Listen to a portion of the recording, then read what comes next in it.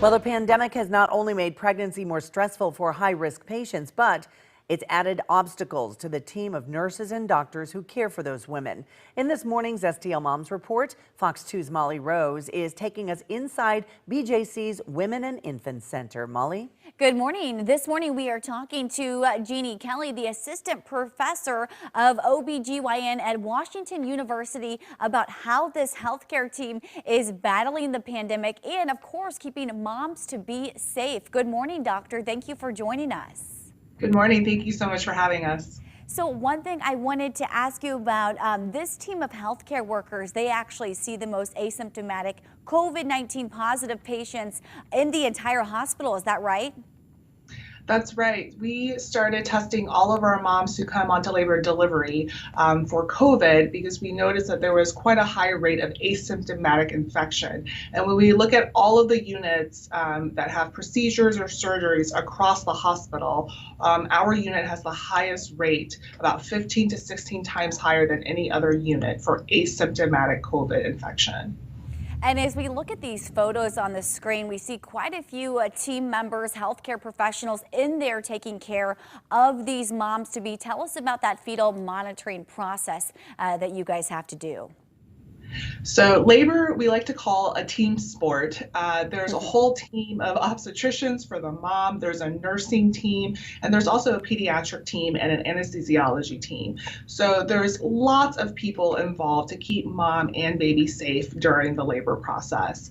And of course, during COVID, it adds an additional layer of complexity to the teamwork where we have to make sure that everyone is protected if a mom is COVID positive. But in addition to that, also teach mom how to keep her baby safe if she herself is infected as well. And if the mom is COVID positive, talk about the process deciding when to actually deliver the baby. It's a great question. So in terms of a asymptomatic or mildly sick mom, we have not been changing the timing of delivery. If she is term and in labor, we go ahead and have a safe delivery for mom. If she is not quite term yet, we support her through the infection and get her as close to her due date as we can. We've had a handful of really, really sick patients here at Washington Barnes Jewish Hospital in the ICU, on ventilators, even on a bypass machine. And for those moms, the delivery timing is complex. For baby's sake, we want to keep her pregnant for as long as possible to offset the risks of prematurity for the baby. But it gets really hard when mom is really, really sick and not getting better from COVID. We know that pregnancy, it puts a lot of stress on a mom's body. It's additional work for her heart and for her lungs to pump oxygen to a baby, in addition to her when she is really, really sick with COVID. And the data is still coming out right now, but anecdotally here, and there's some evidence to suggest that after we deliver a mom, she gets better and does better with COVID after being delivered.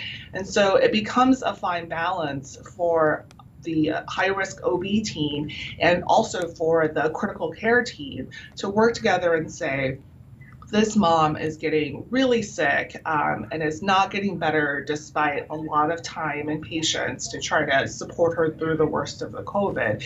Is the baby at this point mature enough, or is mom sick enough for us to pull the trigger and move forward with delivery to essentially try to offset the load on mom's body?